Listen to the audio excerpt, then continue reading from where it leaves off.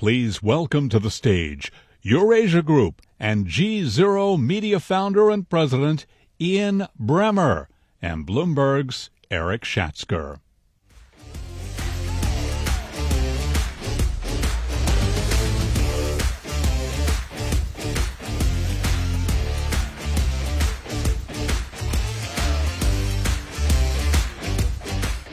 I know what you're thinking.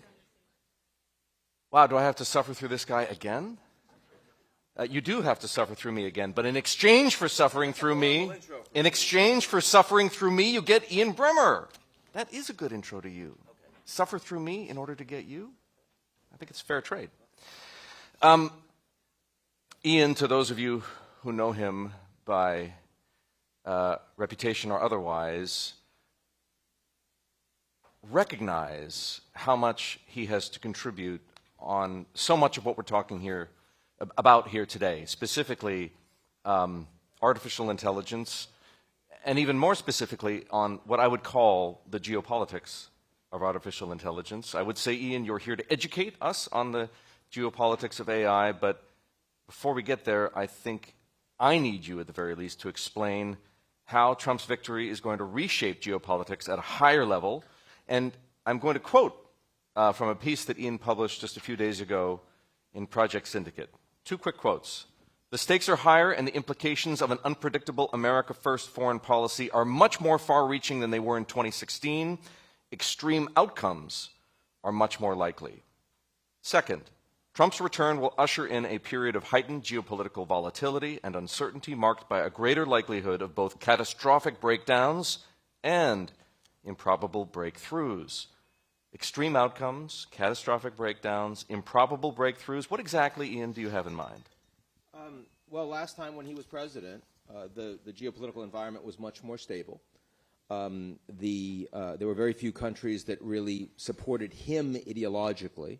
Now there are far more, and there will be more on stage, on global summit stages over the course of the coming year or two with new elections coming on. And also, Trump had a lot of people around him that were adults that were very independent from him from a policy perspective and who leaders felt they could work with if they couldn't work directly with Trump.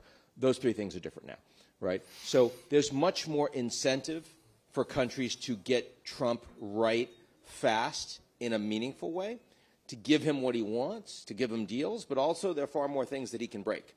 Things that he can break, U.S.-China relationship in a much more dangerous environment today than it was back in 2016. Things he can fix, Russia-Ukraine, the war is going to be over in short order. There'll be a ceasefire. The question will be whether the Europeans stay together around that ceasefire or whether they fragment. And that matters not just geopolitically, but it matters for to what extent do we believe the EU will continue to be a regulatory superpower? Will the EU be aligned in being able to drive common policies on things like technology in 5 years the way they are right now? The response to Trump is a very big question. And the biggest point here, and the place where I personally disagree most with Trump geopolitically, by the way, which I don't think I've talked about before, is that almost any American leader that you would find today would argue that a strong EU is in the United States' interest because they have aligned policies and values, and they're a voice of stability in a global order that is increasingly fragmenting, with a lot of rogue actors like Russia and Iran, and with a major adversary like China. Like, you want a strong Europe. Trump fundamentally rejects that. Trump believes that a strong Europe is a competitor to the United States. He's not interested in aligned values. He doesn't accept those values himself anyway. He wants bilateral relationships with individual countries that are transactional, where he can get a better deal for the United States and where the U.S. is more powerful. So that is a very different worldview. And it puts massive pressure on the Europeans to either stay together or for individual European leaders to say, I'm going to cut my own deal with Trump. And I'd watch the Italians carefully on this. I'd watch the Germans carefully on this in the coming months. So an end to the war in Ukraine might not be improbable, but it certainly would be a breakthrough. It's a breakthrough, yeah. And by the way, I heard someone whose name I can't mention because it was an off-the-record statement, but who has credibility in this world, let's say, that discussing right now say that secretly the Europeans are dying for an end to the war in Ukraine. Not all Europeans. The Poles aren't. The Balts aren't. The Nordics aren't. The French aren't. But the Romanians aren't. But there are lots of other Europeans that aren't on the front lines. And Macron, who sees himself as now the promoter of those on the front lines in opposition to Trump, very different from where he was at the beginning of the war when he was the one reaching out to Putin. Now it's the Germans reaching out to Putin and Macron saying you shouldn't have done that. So different place for Macron and different place domestically for him too. But the non-frontline Europeans would like to see an end to this war.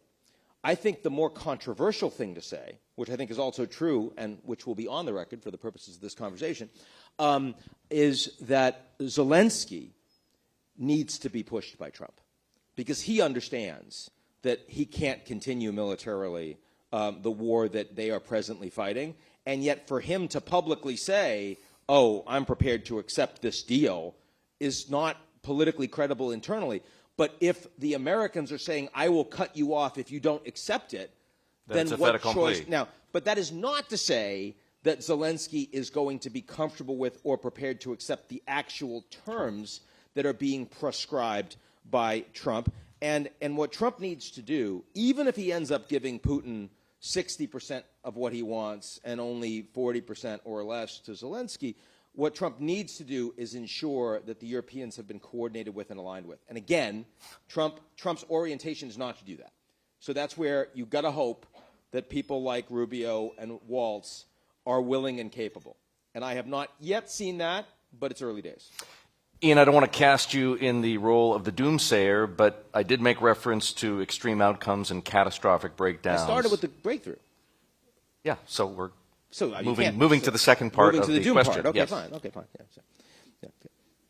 Give it to us. Doom part. Yeah. Oh, you want the doom part now?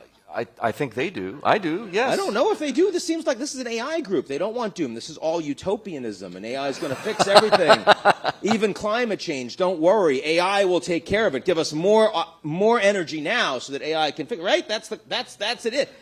No regulations. We're going to beat the Chinese. Techno-supremacy, right? AI will resolve all problems.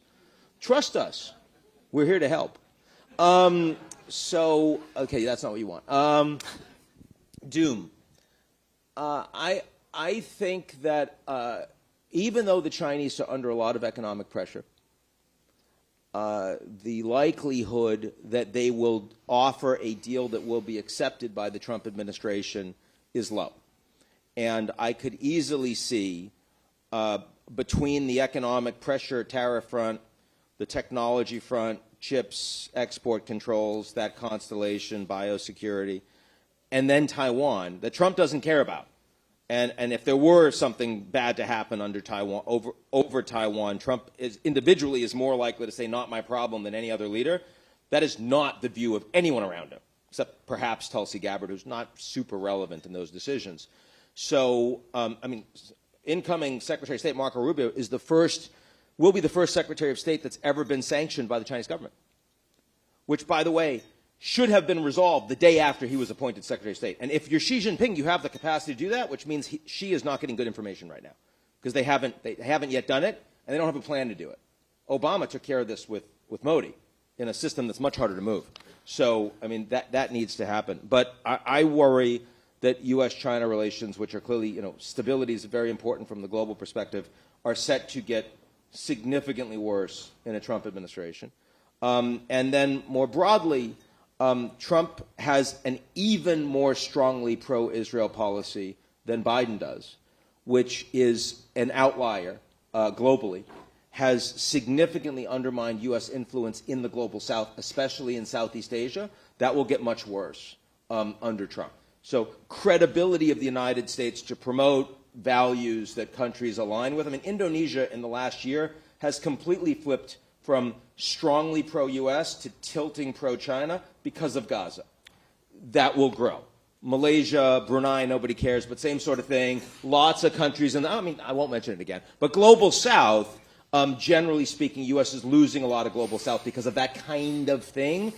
Trump's revealed, I know that, again, climate change, not something we're talking a lot about in this conversation, but you just had the COP29 in Baku.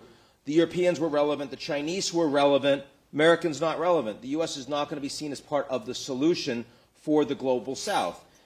That's a problem if you want to have influence over all those countries, right? So that's a place where the Americans will increasingly lose a lot of stake. You've talked and written about the possibility of a Cold War with China. Yeah.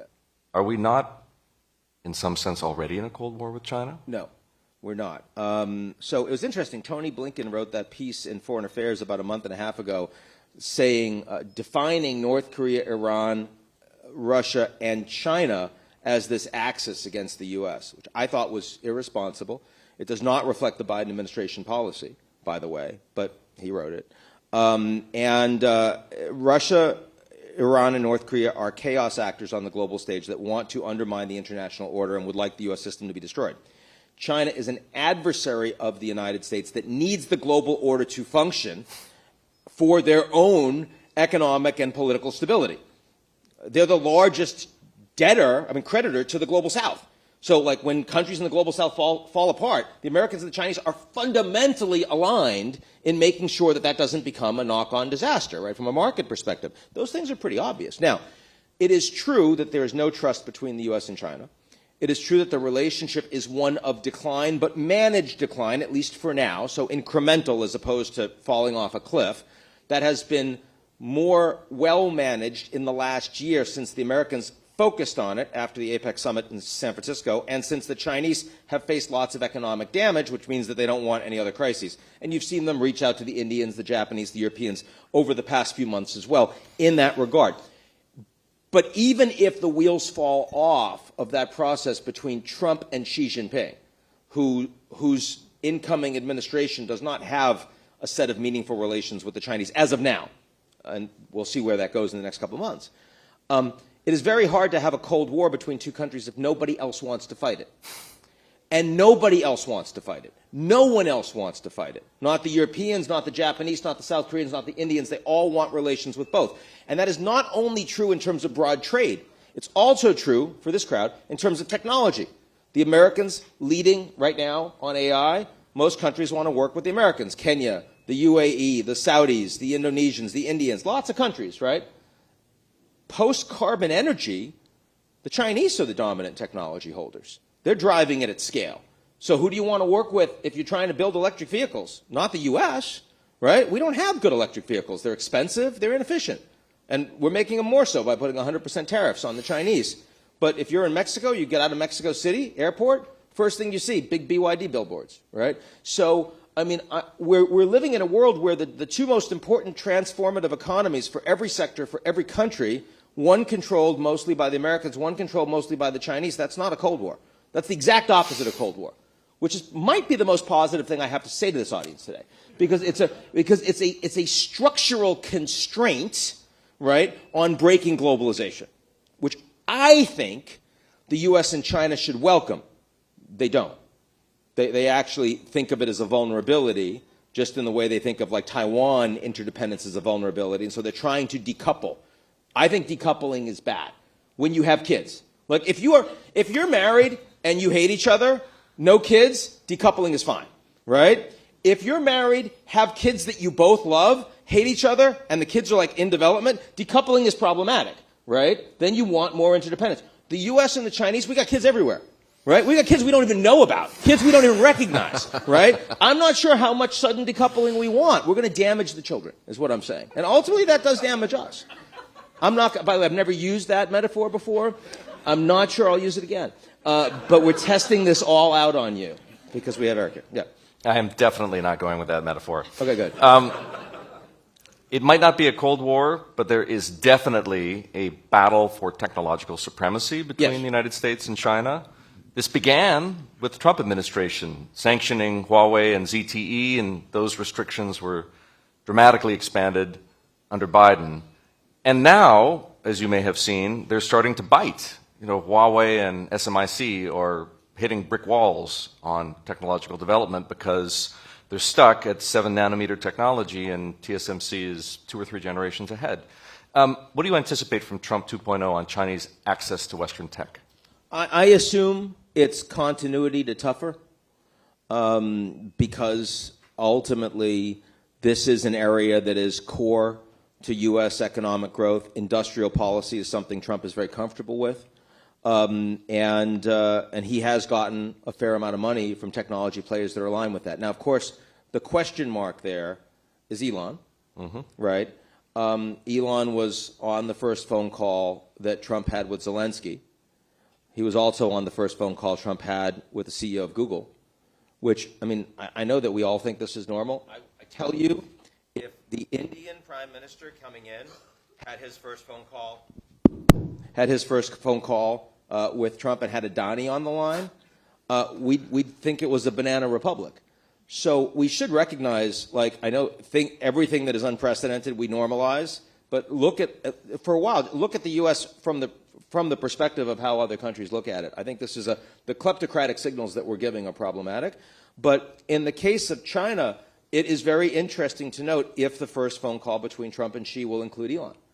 Because if it does, I mean, he individually, Kissinger's dead, he is the one person that could be an interlocutor between Trump and Xi.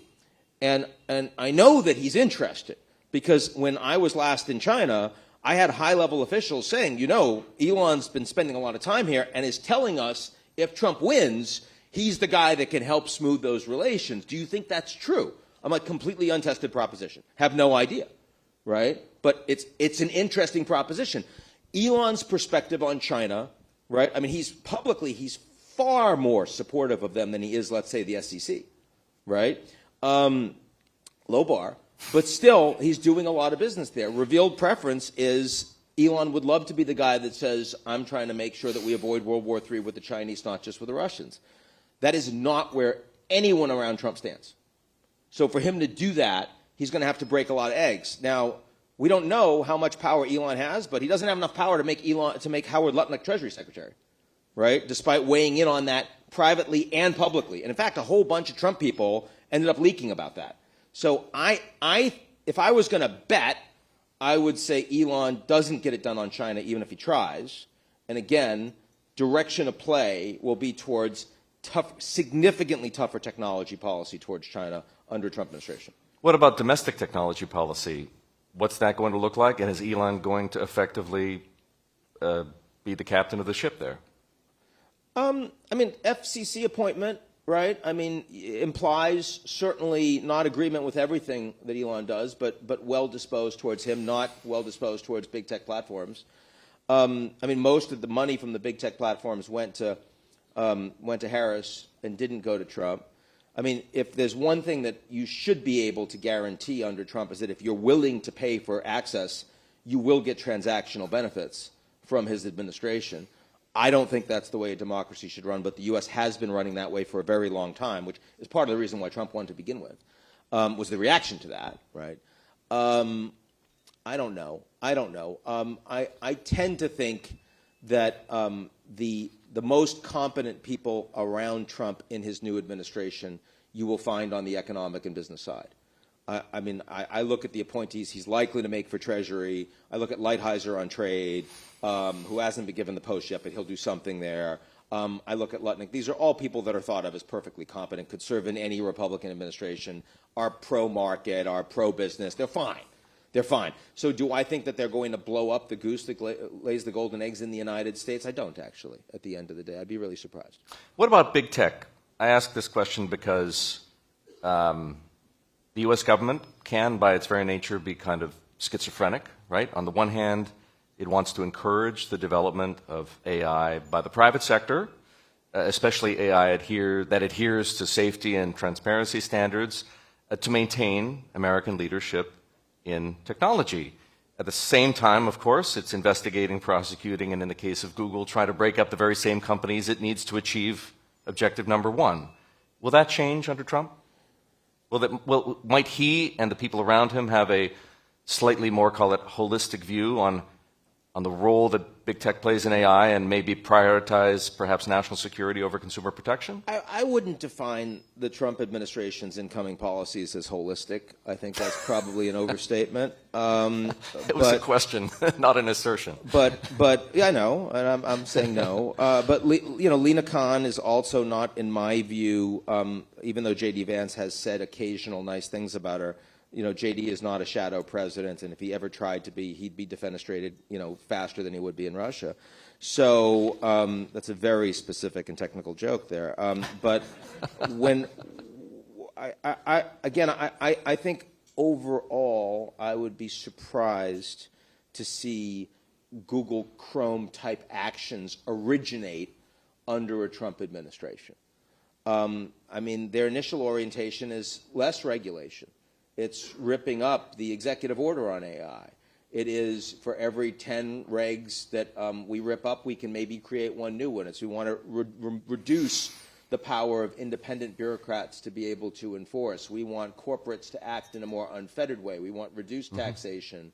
We want more productivity in the United States.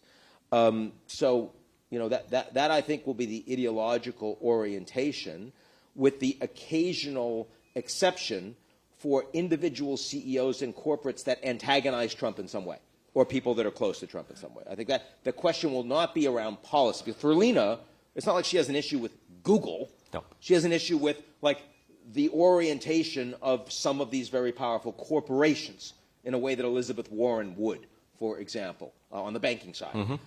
I think it will be very personalized for Trump. And I think the bigger question, therefore, will be, to what extent are they weaponizing the DOJ, the IRS, the FBI? Will there be individual audits against people that either Trump or folks that have been empowered by Trump find to be enemies politically? And might that become a McCarthyism in the United States at its worst? I think they are not strategic enough and not competent enough to accomplish that. And there are also, I think that's the biggest, and when people ask me what are the guardrails against an unfettered Trump, the biggest guardrail is their own incapacity, right? Just like they were yelling the other day. I was in Washington. They were yelling at Republican senators, why can't you stop this Biden judge from being approved? And the reason was because there were 3 MAGA senators in Mar-a-Lago with Trump. It's like, well, if you don't have the competence to get your people to vote, then we can't help you, right? So, ultimately, the fact that Trump is not interested in governing, right, fundamentally not interested in governing, is not only a problem for U.S. governance, but it's also a constraint on breaking things. I was having this discussion with someone here in the green room, and I think vandalism is a better term, right, than actually destruction. I think there's going to be a lot of vandalism. And it's going to make things, look unpleasant. And when you have a lot of vandalism, other people go and then break stuff, and there's more criminality. But you're not actually destroying as much structure as people expect. Could you expand on that for a moment? What do you mean by vandalism? What I mean by vandalism is that you're going to have when you go after a couple of high-powered people because you don't like them, and because they've said something mean to you, you create behaviors of a larger group of powerful people to not criticize, to be more cautious, to be more careful, like Jeff Bezos in the Washington Post. He doesn't, look, I know he's not doing as well these days, and he needs every dollar he can get, but still, even still, I think that Bezos could have afforded allowing his paper to go ahead with an endorsement. But he decided that that was a risk he didn't want to take because, if Harris wins, which he preferred, pissing off Harris wasn't likely to cause any danger to him, but pissing off Trump could actually have a 10% impact on the trajectory of business. And since he spends every waking hour just focusing on how much money he's going to make, that's his value. That's what he wants to vote for. That's what he's going to promote.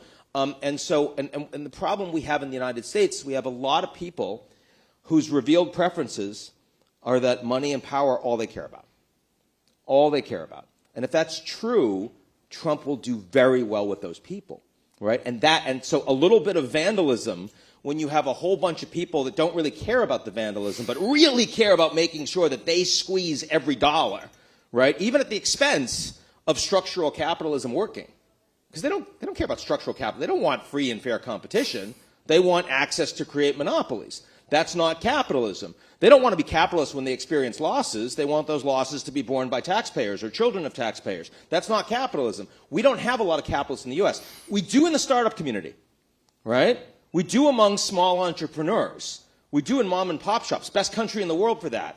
But entrenched, large corporations with access to political power, that's not capitalism. That's broken down. And Trump understands that, and he is very well aligned to taking advantage of that. I think that will play in the tech space as well.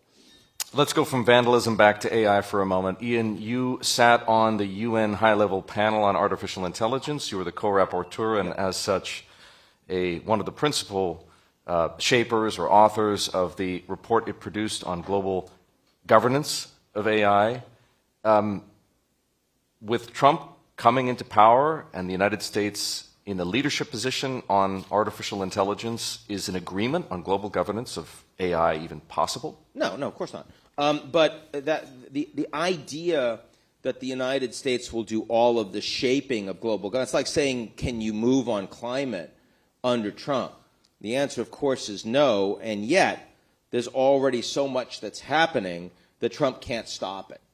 And the AI space may be dominated by the Americans technologically for now, but there are going to be an awful lot of actors that will have a say in how they want to deploy it in their individual countries, for example, and what opportunities they want to create and what they're scared of. So in that regard, you need to at least be having one global conversation. It is good for us that even if we don't want to do anything to respond to climate change effectively for billions of people, that we all accept that climate change is happening at 1.4 degrees globally and 400 plus bits of carbon per million in the world. It's good to know that. So if you want to govern AI, the first thing you need to do is have a global conversation that's equivalent to that. What is the state of play of opportunities and risks that come from AI as it is right now? Who will benefit the most? Who will not? Where do we think there are challenges? Where are there incredible opportunities? The first thing that you want to do with global governance is create a common global conversation around that, because you can't fix anything if you're all rowing in different directions. Have the same conversation. Beyond that, I would say there are 3 different areas of global governance that we need, and they're very different. We don't have any of them right now.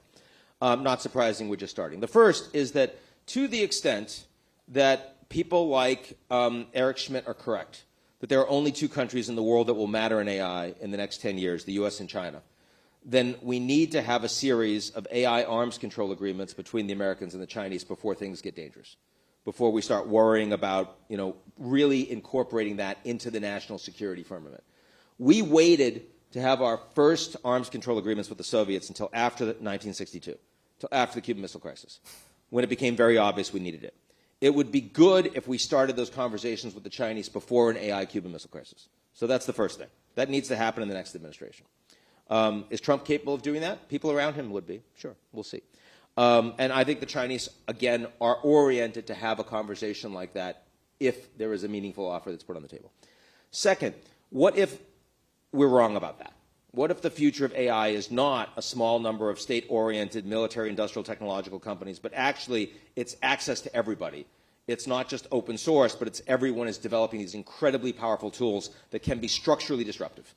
Well, what if, in other words, it's not like the nuclear race? What if instead AI is actually much more like the marketplace?